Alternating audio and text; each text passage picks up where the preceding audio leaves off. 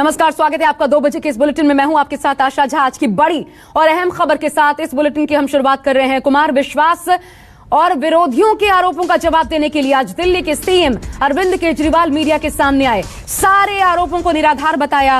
विरोधियों को बताया कि विरोधी डरे हुए हैं। उन्होंने कहा आम आदमी पार्टी को हराने के लिए सारे के सारे भ्रष्टाचारी एक हो गए हैं। विश्वास के आरोपों को उन्होंने कॉमेडी करार दिया। दावा यह भी किया जल्द उनके खिलाफ एनआईए में एफआईआर तक दर्ज की जा सकती है। सुनिए। सारे भ्रष्टाचारी इकट्ठे हो गए हैं, ये सारे नेता इकट्ठे हो गए हैं, सारी पार्टियां इकट्ठी हो गई, अकाली दल, बीजेपी, कांग्रेस, और ये सारे आप देख रहे हो पिछले कुछ दिनों से मोदी जी, राहुल गांधी, प्रियंका गांधी, कैप्टन अमरिंदर, चन्नी साहब, ये जितने नेता हैं, सुखबीर बादल, ये सारे इकट्ठे होके आम आदमी पार्टी को हराने में लग गए हैं। ये कह रहे हैं कि पिछले 10 साल से केजरीवाल देश के 2 टुकड़े करने का एक प्लान बना रहा है, षड्यंत्र बना रहा है कि देश के 2 टुकड़े करेंगे और उसमें से एक टुकड़े का प्रधानमंत्री मैं बन जाऊंगा। मतलब ये तो कॉमेडी है, ये तो हंसने वाली बात है। 10 साल से केजरीवाल एक प्लान बना रहा है कि देश के 2 टुकड़े करूंगा और मैं उसमें से एक का प्रधानमंत्री बन जाऊंगा। तो मैं पूछना चाहता हूं ये तो इसका मतलब मैं बहुत बड़ा आतंकवादी हो गया। तो ये इनकी सारी सिक्योरिटी एजेंसीज क्या कर रही थी? पिछले 10 साल में 3 साल तो कांग्रेस की सरकार थी। कांग्रेस वालों ने क्या किया? सो रहे थे वो लोग। 7 साल से बीजेपी की सरकार है, केंद्र में मोदी सरकार है। मोदी जी ने क्या किया? मेरे को गिरफ्तार क्यों नहीं किया? इनकी एजेंसीज क्या कर रही थी अभी तक? कुमार विश्वास के बयान पर बीजेपी ने भी अरविंद केजरीवाल को घेरा है। केंद्रीय मंत्री अनुराग ठाकुर ने आम आदमी पार्टी के संस्थापक कुमार विश्वास के आरोपों को गंभीर बताते हुए केजरीवाल से जवाब मांगा। कहा आम आदमी पार्टी मतलब अरविंद एंटी पंजाब। चंडीगढ़ में थे अनुराग ठाकुर, क्या कहा सुनिए।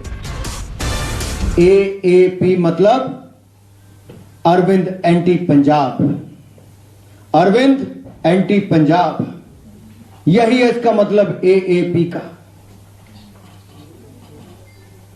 जो पंजाब का मुख्यमंत्री बनने के साथ साथ खालिस्तान का प्रधानमंत्री बनने का भी सोच रखते हो, ऐसे आरोपी नहीं, ऐसे इनके साथियों ने बार बार कहा है। एक ने नहीं, कईयों ने कहा। जिसे पसंद ना आया, दिल्ली सरकार का ताज, सपना देखे खालिस्तान बनाने का, करना चाहे राज। कुछ ऐसे लोग जो सत्ता की भूख जिनकी कम नहीं होती, लेकिन उसके पीछे जिस तरह के मंसूबे पाले हुए हैं वो देश और पंजाब के हित में नहीं है। मैं मोगा में जिनके घर जाकर रहे, वो खालिस्तानी समर्थक भी थे। वहां क्या प्लान बनते थे, शायद वो भी इनको बाहर बताने चाहिए कि क्या क्या प्लान बनाते थे। बॉर्डर के स्टेट है, पंजाब के लोगों ने वर्षों वर्षों तक आतंकवाद का, टेररिज्म का दौर देखा, और ये जो खालिस्तान का ताज पहनना चाहते हैं, ये जो सपने सजोए बैठे हैं, पंजाब की जनता इसको कभी मंजूर नहीं करेगी। इस मामले से जुड़ी एक और बड़ी खबर यह है कि इधर सीएम चरणजीत चन्नी ने पीएम मोदी को चिट्ठी लिख दी है और कुमार विश्वास के वीडियो की जांच की मांग उठाई गई है। इस चिट्ठी के माध्यम से पंजाब ने अलगाववाद की बड़ी कीमत चुकाई है, यह भी कहा है इस चिट्ठी में चरणजीत चन्नी ने। उन्होंने कहा राजनीति अलग रखकर मामले की जांच बहुत जरूरी है। तो देखिए, कुमार विश्वास का बड़ा आरोप जिस पर जमकर सियासत भी हो रही है। किसको फायदा किसको नुकसान, बात इसकी हो रही है, लेकिन पंजाब की स्थिरता को भी इससे बड़ा खतरा समझा जा सकता है। इधर खुद गृह मंत्रालय की तरफ से एक बैठक की भी खबर है और इसमें कुमार विश्वास की सुरक्षा को लेकर कोई बड़ा फैसला लिया जा सकता है। इधर सीएम चन्नी ने मांग उठाई है कि आरोप प्रत्यारोप के बीच या फिर राजनीति से अलग हटकर इस मामले की जांच बेहद जरूरी है। और अब इस मसले पर राजनीति पूरी तरीके से गर्म है। अरविंद केजरीवाल जो आज मीडिया के सामने आए, कॉमेडी बताया इन आरोपों को। सवाल आम आदमी पार्टी ये भी उठा रही है कि 2017 से लेकर के अब तक आखिर कुमार विश्वास चुप क्यों थे? अगर चुनाव के पहले ये कह रहे हैं तो इसका फिर क्या मायने हुआ? अब देखिए, कुमार विश्वास के बयान पर बार पलटवार शुरू हो चुका है। 2017 के पहले क्यों नहीं बोले विश्वास? ये राघव चड्ढा ने आरोप लगाए, सवाल उठाए। आरोपों पर केजरीवाल चुप क्यों हैं? राहुल गांधी ने अब ये कहा कि आरोपों पर केजरीवाल चुप क्यों? विश्वास क्या कह रहे हैं देखिए। चिंटुओं का जवाब नहीं देता, आका को भेजो। तीनों बयान सुनवाते हैं आपको। ऐसे में एक ऐसा आदमी जिसने एक समय में मुझे ये तक कहा था, जब मैंने उसको कहा कि ये जो फ्रिंज एलिमेंट हैं, जो अलगाववादी संगठन है, जो खालिस्तानी मूवमेंट से जुड़े हुए लोग हैं, इनका साथ मत ले पिछले चुनाव में, और उसने कहा था कि नहीं हो जाएगा, चिंता मत कर। और कैसे चीफ मिनिस्टर बनेगा तो उसने उसका फार्मूला भी बताया था कि ऐसे ऐसे भगवंत को और फुल्का जी को लड़वा दूंगा और मैं पहुंच जाऊंगा। और आज भी वो उसी पथ पे है, मानो मत मानो, और नहीं भी है तो वो पपेट बिठा लेगा, कोई कुछ कर लेगा वो कुछ काम। तो ऐसे में उसने मुझे इतनी भयानक बातें बोली जो कि सबको पता है, पंजाब में सबको पता है।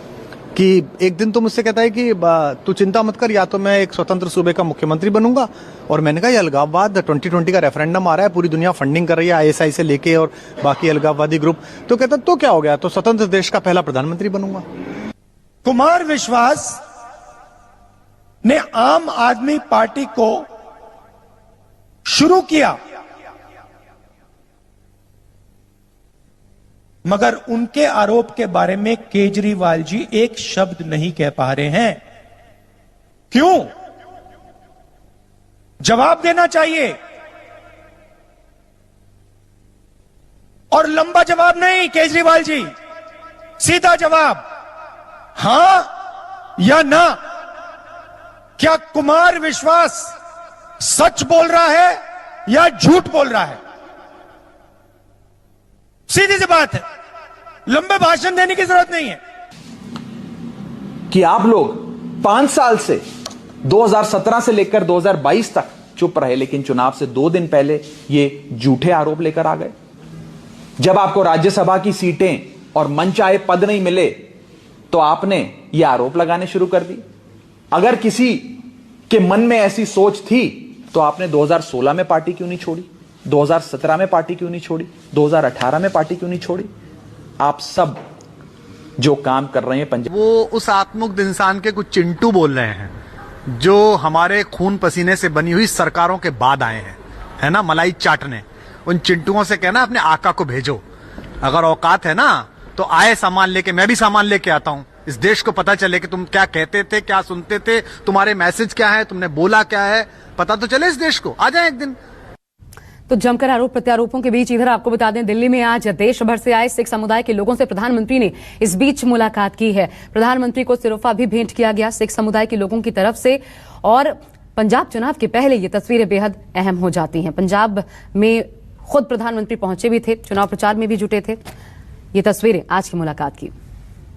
PM साहब एक सिख एट हार्ट हैं, बहुत जुड़े हुए हैं, बहुत उनकी अंडरस्टैंडिंग है सिख ग्रंथों की और सिख गुरुओं की और सिख भाषा की और सिख किस तरह से सेवा में जुड़े हैं। इस चीज़ की शायद किसी प्राइम मिनिस्टर को इंडिया में इतनी अंडरस्टैंडिंग नहीं रही जितनी PM मोदी साहब को है। और 84 के बारे में जो उन्होंने सिट क्रिएट करी है और उस करके कुछ बहुत सारी अहम मुद्दे हुए हैं, और 84 को लेके कानपुर में भी जो डेड केसेस थे वो रीएक्टिवेट हुए हैं।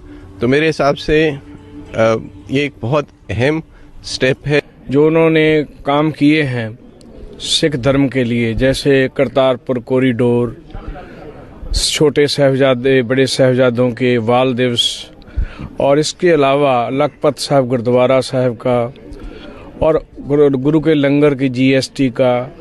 मैं तो ये कहता हूँ कि जो नरेंद्र मोदी जी ने एक बात कही है जो हमारे दिल में लगी है कि मेरे खून में सिखी है, मेरे खून में सेवा है। मैं जब भी जो भी करता हूँ हृदय से करता हूँ। और आज का दिन अहम है क्योंकि यूपी विधानसभा चुनाव के लिए आज शाम थम जाएगा चुनाव प्रचार। 20 फरवरी को तीसरे चरण के लिए 15 जिलों की 59 सीटों पर मतदान होना है। 59 सीटों पर जीत के लिए सारे नेता जी तोड़ मेहनत कर रहे हैं। सीएम योगी आदित्यनाथ ने आज अखिलेश यादव के गढ़ करहल से हुंकार भरी, तो केंद्रीय गृह मंत्री अगले चरणों की तैयारी के लिए रायबरेली में आदित्य सिंह का प्रचार करने पहुंचेंगे। जेपी नड्डा रामनगरी अयोध्या में बीजेपी के लिए प्रचार कर रहे हैं। इधर अखिलेश यादव जालौन के बाद कानपुर उन्नाव में खुद जोर लगाएंगे। प्रियंका गांधी वर्चुअली प्रचार करेंगी, तो असदुद्दीन ओवैसी महोबा से ताल ठोकते नजर आएंगे। आज की सियासी तस्वीर आपकी स्क्रीन पर 6 तस्वीरों के माध्यम से देखिए। आज तीसरे चरण के लिए चुनाव प्रचार थम जाएगा, लेकिन जद्दोजहद नेताओं की इसकी तस्वीरें हम आपको दिखा रहे हैं क्योंकि भीषण हो चला है यूपी का सियासी रण। और 8 जिले यादव लैंड पर इस बार बुंदेलखंड, पिछली बार 19 की 19 सीटें निकाली गई थी बीजेपी की तरफ से, तो दावा इस बार भी वही। लेकिन इधर देखिए, योगी आदित्यनाथ ने एक बड़ा दावा कर दिया है कि 80% सीटों पर हम जीत रहे हैं और जीत तय है, इसलिए बुलडोजर मरम्मत के लिए भेज दिया है। इधर अखिलेश यादव भी अपनी जीत का दावा कर रहे हैं। चौथे चरण के बाद एसपी सरकार का आना तय, ये कहा अखिलेश यादव ने कि 2 में तो हम वैसे ही सैकड़ा पार कर चुके हैं, 100 से ज्यादा सीटें ला रहे हैं, लेकिन चौथे चरण के बाद मान लीजिए कि एसपी की सरकार बन रही है। लेकिन आज योगी आदित्यनाथ ने बड़ी बात कही, 80% सीटों पर हम जीत रहे हैं और इसलिए जीत तय है, तो बुलडोजर मरम्मत के लिए भेज दिए गए हैं। 10 मार्च के बाद इनका इस्तेमाल शुरू होगा। आज के दिन पर अगर किसी व्यक्ति को आप दुर्गति का जीता जागता नमूना देख सकते हैं तो शिवपाल यादव उसका एक जीता जागता नमूना आपको मिल जाएगा। और दूसरा, नेताजी भी बहुत होशियार हैं। कल वे आए थे, वे जानते हैं करहल की जनता फैसला कर चुकी है कि प्रोफेसर एसपी सिंह बघेल ही उनका नेता होगा। तो नेताजी ने कल यही कहा कि भाई ठीक है, तुम लोग जो चाहो तय कर लो, अपना विधायक चुन लो। दूसरा व्यक्ति बोला जा रहा है कि नाम बोल दीजिए, नाम बोल दीजिए। वो कह रहे कौन लड़ रहा है यहां से सपा का प्रत्याशी, मुझे तो पता ही नहीं है। अब ये दुर्गति हो गई हो कि बाप पुत्र का नाम न जान रहा हो। तो भाइयों बहनों, ये सपा की पूरे प्रदेश के अंदर की दुर्गति को भी प्रदर्शित करता है। ये जो आ रहे हैं परिवारवादी कहने वाले लोग, ये जो परिवारवादी कह रहे हैं कि घोर परिवारवादी हैं, याद रखना आप लोग, जिसका परिवार होता है वो ही परिवार वालों का दुख दर्द समझ सकता है। ये भारतीय जनता पार्टी के नेता जो राज कर रहे हैं, इनके कोई परिवार नहीं है। अब नारा लगाओ जो नारा लगा रहे थे तुम, ये नारा समय से पहले लगा दिया तुमने। बताओ, एक परिवार वाला ही महसूस कर सकता है अपना दायित्व, अपनी जिम्मेदारी, और एक परिवार वाला ही समझता है कि महंगाई क्या है। बताओ, यहां परिवार वाले लोग बैठे हैं, महंगाई को महसूस कर रहे हो कि नहीं महसूस करते हो? रुक रहे हैं यहां बहुत छोटे से ब्रेक के लिए, देखते रहिए न्यूज़ 24। नमस्कार, मैं हूं मानक गुप्ता। अगर आपको हमारा ये वीडियो पसंद आया हो तो इसे लाइक और शेयर जरूर करें, और हां, हमें सब्सक्राइब और फॉलो करना ना भूलें ताकि आप देश और दुनिया की कोई खबर मिस ना करें।